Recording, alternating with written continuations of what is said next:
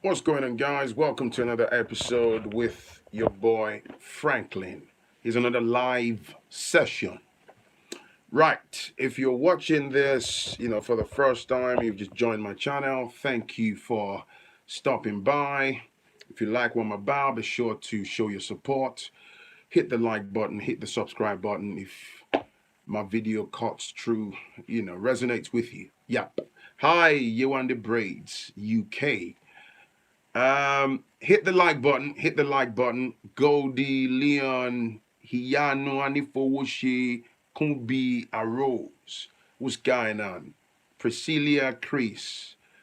Good afternoon, everybody. Good afternoon. Everyone's coming on. Good afternoon. Daramalai Tunu, Adeyinka, Shoyinka. What's this one? Hi, you need to believe in Jesus. What the? Let me.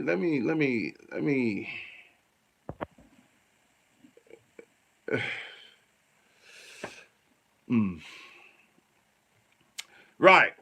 Thank you for stopping by. So this one, this one, I removed that person. Kia kia, man. I ain't got time for that.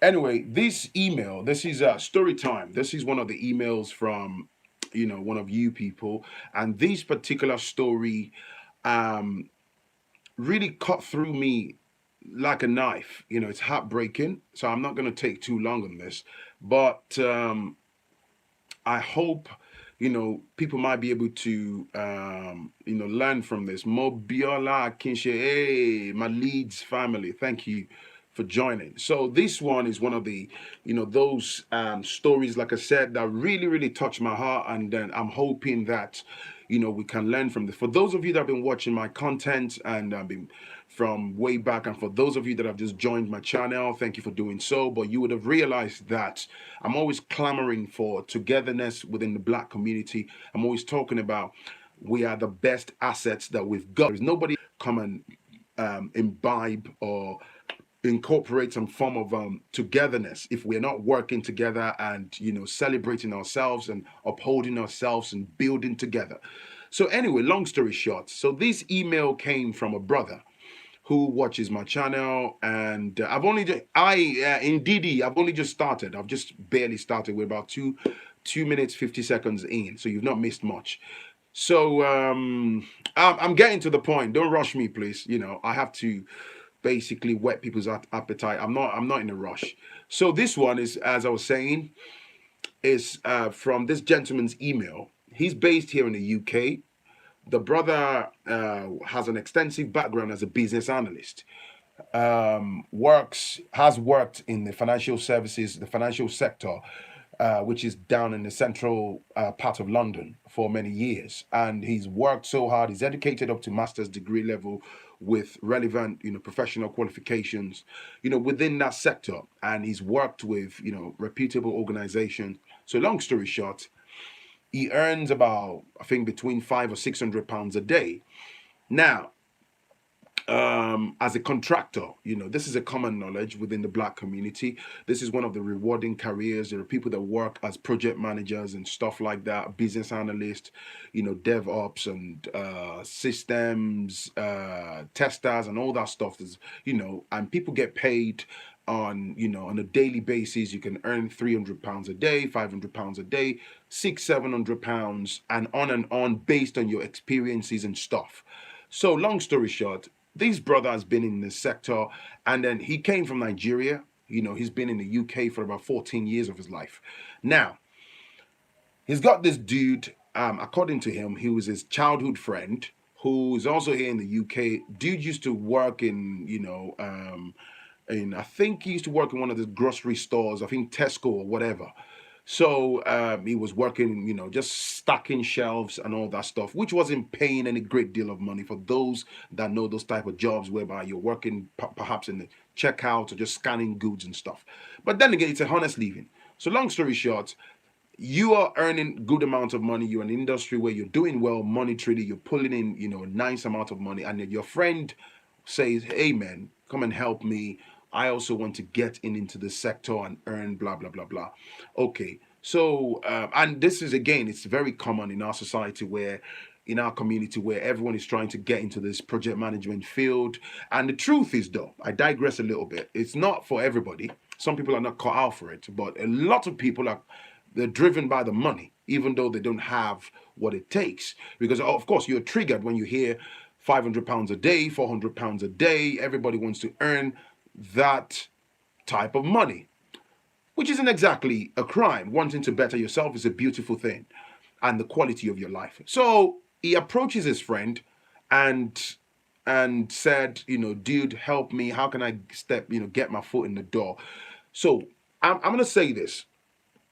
One of the very common thing, and I cannot knock my people for doing that, is sometimes people might have to patch up their CVs, and you might have to get help with references and all that just to get your foot through the door and get on the ladder. Because usually most of these companies, when you want those jobs, and if you don't have experiences, or they cannot see a pattern that you have something to bring to the table, it's always very hard to to get the jobs, or walk through the door, because those sectors, especially the IT sector, IT jobs and stuff, they are highly competitive.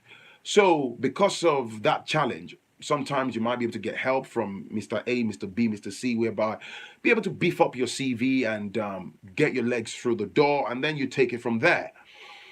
Now, I cannot knock anyone's hustle for wanting to improve themselves. As long as you get in, you have what it takes, you're able to contribute positively to the business processes of the company that you've signed up with, then it's all good, in my own opinion. Now, this gentleman, his friend, who is a childhood friend, said, dude, help me, blah, blah, blah. So this dude who works in the financial sector, happens to know that there were some openings within his company and stuff. And then I think he has a very good relationship with some of the high ups within the HR and stuff. Anyway, long story short, I think dude was actually smashing one of the chicks in the HR and whatnot. So dude was able to put the word in with one of the chicks, and people that would normally conduct the job interviews. So said, I've got a friend, he has a CV and all that, da da da da. Can you help him, to get in and stuff? Anybody that knows will tell you, you cannot just break into the financial services. The financial sector is very difficult. So he put the work in. He put the word in, sorry, and the work in. And then the lady now said, okay, get your friend to come in and stuff. So long story short, he was able to cut through, minimize the due process, because the due process is you submit your CV. If you're shortlisted for an interview, you go for the interview, and then you'll have to fight tooth and nail. If you're lucky, you might be the guy or the lady that gets the job, right? That's the due process for most people that don't know anybody. But was able to press this button and use, his connect within the organization, and then his friend was able to come in through the back door, cut due process, and then this particular friend, was able to get in. So he was able to secure a job as if I'm correct, maybe a deputy PM he was on £350 a day, which is a beautiful thing compared with working for Tesco in a grocery store, where you were earning maybe after tax 1,500 or 6 monthly and whatnot. So it was able to help him, which is fantastic. That's a good friend who has helped you to get in so you can earn and improve your life. I would be grateful to that kind of a friend. That friend would be top of the pile for me. So long story short, as the guy got in, he was working on a smaller project, which was connected within the program office to this friend's bigger project and all that stuff. Now let's rewind very quickly. As friends, as boys, I think they had a bit of history. They grew up together. So dude used to smash. He had a bit of a colorful background. I don't know. He had something to do with money. Might have done something a little unscrupulous before when they were friends. So I think he might have a bit of a history with some of their friends, something money related, which maybe he kind of did some other guy on about 3 grand. They had that difference with them. So long story short, This dude got in, the friend got in, he was earning £350 a day as a deputy project manager on a separate, smaller project. And then suddenly he connived with the white colleagues at work, the white counterparts at work, and then he started bad mouthing his friend, started talking about their history, their past, and then started talking about their, just give me a second, started talking about their past, and then started basically, as an example, I'm discussing you as my friend with my colleagues at work and talking negative stuff about you, things that have nothing to do with the workplace, things they shouldn't know, your backgrounds, your differences from even when you grew up together in Nigeria, and too much information. So remember what I said earlier, that the dude was having an affair with one of the girls in the HR department of that company. So because he was having an affair with her, he was able to use her to help his friend. So I think at this point um, he had fallen out with that lady at work. So of course, when relationship end up, acrimoniously and stuff like that, there's always bad blood and stuff. So this dude had spread toxicity about this other friend, and then just suddenly he got pulled in, and they were asking him about, oh, is it true that your friend said, there was a time where you had done fraud with some of your friends in the past? And imagine you working in a place of work, and your friend tell your colleagues at work that, oh, when you used to be a bad boy, you did a bit of fraud and whatever. And then imagine you getting pulled in and they're asking you questions about, oh, so is it true that you used to be, or you dabble into fraud and you used to do da da da da da? We just have concerns because of the sensitive data and what the organization is about. Imagine you having to defend yourself that, nope, I've never done fraud. I'm not into fraud or whatnot. And then there were so many other things. There were so many other there were so many other things, and that went on. And long story short, the toxicity had spread across, whereby the people at the top that shouldn't hear about this, and anyone that knows about workplaces, this type of toxic stuff do spread around in workplaces, right? And then and when people hear stuff, people gossip and all that stuff, and then dude gets pulled in, they start to drill him, we heard this, we heard that. And trust me, if you live in this part of the world, one of the worst things that can happen to you is, imagine you getting drilled, getting asked really embarrassing questions. It's always very hard to control yourself, emotions flying. They start to label you as being aggressive and intimidating and all that stuff. This guy, pretty much gaslit his friend. I helped him into the workplace. Then suddenly the top director is calling him and asking him questions, and then basically he he um he um he basically was put that guy in a very difficult position, right? Sorry if I'm breaking up, because I'm having to remove some silly people that are commenting on the video. So, if you put a silly comment, I'll block you straight. I haven't got time. Sorry about this for the, people that are watching me. I do apologize. If you notice that I'm sort of stopping and looking at my screen. So yeah, as I was saying, this guy then got pulled aside. So many things happened, and then unfortunately, he then in the background, away from work, like we say in Yoruba, "Malo ki fun bobo yen now." Like, dude, how did we get to this point? What did I ever do to you? Why are you spreading toxicity, about me and all that? And then, do you know what this guy did? He went back to the office and told the people at the office that this dude is threatening him. I think he recorded some of the conversation, and the misunderstandings that they had between each other away from the workplace. And then he told them that, oh, this guy is threatening him, or because he knows his family in Nigeria, he feels threatened that he might want to set him up. Long story short, they terminated this brother's contract, which would have pulled in about 130,000 pounds a year, and he got kicked out of work. This other guy kept his job. And this guy, he begged me to please make this into a video to hopefully open the eyes of someone else, that gets to see this and educate ourselves. When I read this email, the reason I'm having to say this and compress things, it's a very lengthy email. It felt as if this, this uh,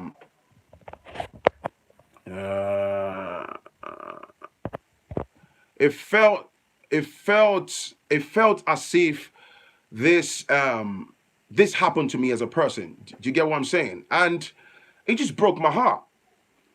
And this sort of behavior, I'm not afraid to say, is very common, very very common in our society. Very common. It's very common in our society.